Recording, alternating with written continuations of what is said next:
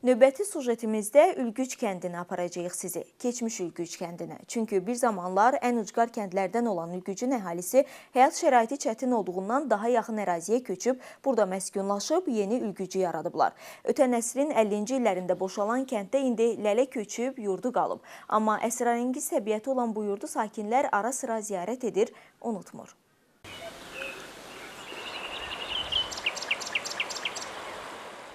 Yolumuz illər əvvəl həyatın qaynadığı, bugünsə sükutun hökm sürdüyü kəndə, Ağsunun Ülgücünədir. Bura aparan yeganə avtomobil yolu Şamaxı rayonunun Qaleybuğurt kəndindən keçir. Biz də sükanı ora tərəf çeviririk. Nəinki coğrafi, həm də yaddaşın dərinliklərinə doğru bir səfərə çıxırıq. Yolun əvvəlində bizi asfalt qarşılayır. Sanki müasirliyin izidir. Ancaq bu iz tezliklə itir. Çünki qarşımızda Ağsu çayı dayanır. Çayı keçdikdən sonra asfalt torpaqla əvəz olunur. Daha bir neçə kilometr irəlidə isə yol tamamilə yoxa çıxır. Bu yolsuzluğun içində irəliləyən turistlərlə də qarşılaşırıq. İndi biz də keçmiş sakinlərin illər əvvəl tərk etdiyi cığırla piyada davam edirik. Bir neçə saat piyada getdikdən sonra başa düşürük. Bələdçisiz bu yolu tapmaq qeyri-mümkündür. Elə bu zaman köməyimizə 73 yaşlı Təmimi baba çatır. O bizə yalnız bələdçilik etməyi yox, həm də atlarla yol yoldaşı olmağı təklif edir.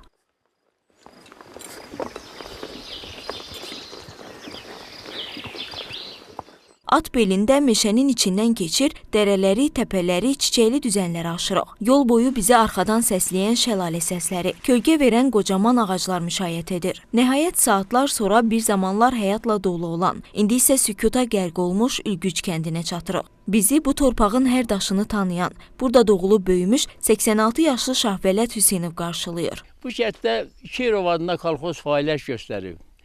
Ümumiyyətlə, şəhətdə deməli 25 ailə yaşayıb, 249 nəfər onun əhalisi olub.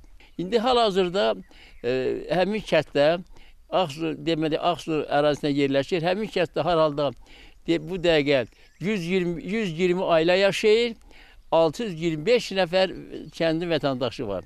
Ətraf qalın meşə ilə əhatələnib. Burada salamat qalan yeganə ev kəndin keçmişinin son nişanəsidir.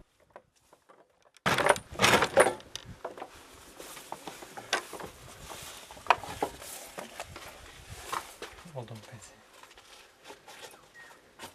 Bu da yəqin ki, kravatçı olub. Üç yeri yemək üçün. Çox gözəl bir məkandır. Çünki hər tərəfdən dağlardır. Bir tərəfində, məsələn, qərb tərəfində hündür bir şəlalə var.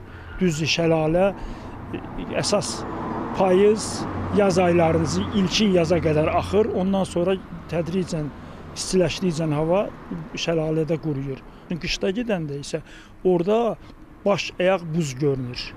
Kəndin xırman yerində bir zamanlar toylar, bayramlar, musiqili gecələr keçirilərdi. 72 yaşlı Təmimi Nuriyev o günləri göz yaşına qarışan təbəssümlə xatırlayır.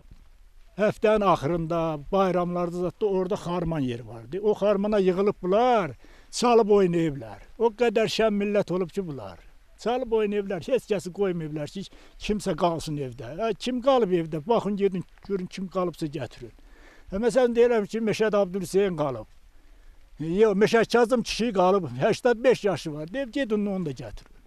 Gedib onu götürüb gətirirlər belə. Ya, sən də oyna ilə də bu şənli idi. Çox şən millət olub. Bugün kənddə daimi yaşam yoxdur, amma o hələ də unudulmayıb. Keçmiş sakinlər yayda heyvan otarmaq üçün, bəziləri isə təkcə xatirələri ziyarət etmək üçün vaxtaşırı bura gəlir. Mən atam bu kənddə dəfn olunum. Vaxtaşırı mən ziyarət edirəm əmin atamın qəbrini. Kəndin sakinləri yay vaxtı bura gəlirlər, marqalarını saxlayırlar, istirahət edirlər. Təbiət möhtəşəmdir, həqiqətən. Dağların əhatəsində, dəniz səviyyəsindən 1300 metr falan yüksəklikdə. Yəni, çox gözəl. Yaşayış olmayan təqdirdə də ora turistlər gedir, məsəl üçün gecəni orada qalırlar. Ora Balabəy qalasına da çox yaxın bir ərazidir. Demək olar ki, Balabəy qalası Avaxılla onların ikisinin arasında yerir, Ülgücün arasındadır.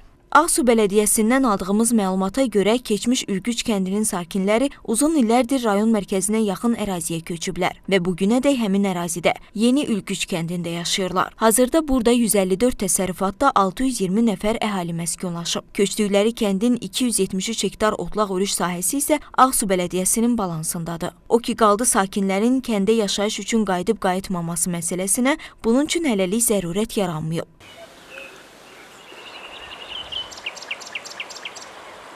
Çəkilişimizi yekunlaşdırıb kəndi tərk edirik. Hündür və sıx otların arasından keçərək geriyə, başladığımız yola doğru addımlayırıq. Elə bu an göydən ilk damlalar düşür. Yağış get-gedə güclənir. Sanki təbiət də insanın bir zamanlar həyatla dolu olan bu yeri tərk etdiyini görüb, göz yaşlarını saxlaya bilmir. Gülgəz Mustafayeva, Cavanşir Seyfəddinoğlu, Ağsu.